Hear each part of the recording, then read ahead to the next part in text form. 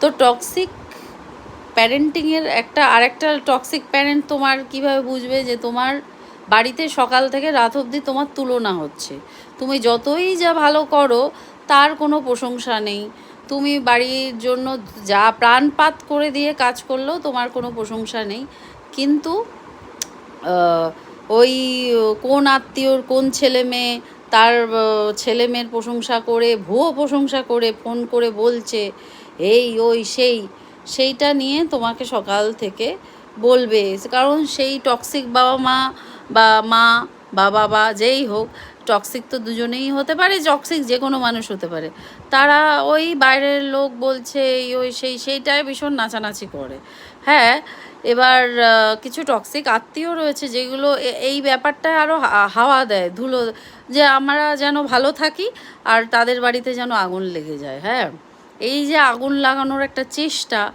যে সব সময় একটা লোকের বাড়িতে যেন ঝগড়া লেগে থাকে, ওর তো বোকা আছে, ওকে বললে ও হাওয়ায় উড়বে, তা এই করি ওই করি করে তারা লাগিয়ে রাখতে চায়, এবং এই বোঝে না যে কর্মা ইজ বিচ, অ্যান্ড কর্মা যখন কারো বাড়িতে আগুন লাগানোর আমরা চেষ্টা করি, বা যে অবুঝ তাকে না বুঝিয়ে ঠিকটা ভুলটাই আমরা বুঝিয়ে দেখাই আমরা কি ভালো আছি আর তুমি কি খারাপ আছো। যাকে অ্যাকচুয়ালি আমার মাকে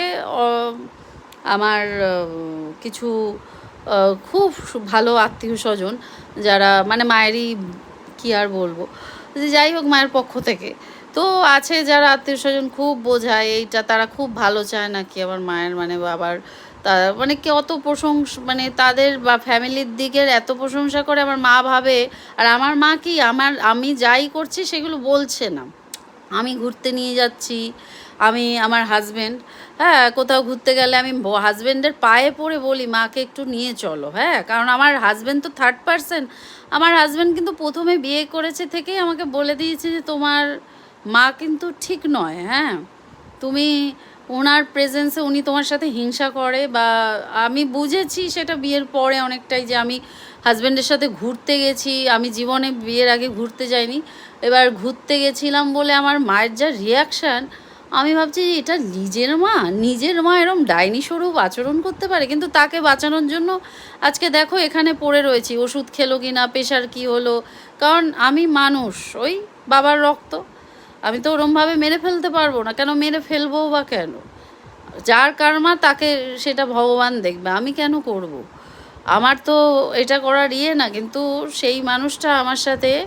নিজের মা বাবা এরকম হয়, এটা তোমাদের আস্তে আস্তে এগুলো সবাই সামনে নিয়ে এসো এবং কথা বলো, হালকা